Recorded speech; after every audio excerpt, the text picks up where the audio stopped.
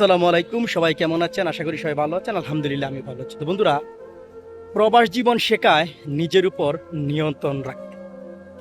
জি ভাই, নতুন দেশে প্রতিটি দিনেই নতুন চ্যালেঞ্জ নিয়ে আসবে, এটাই স্বাভাবিক।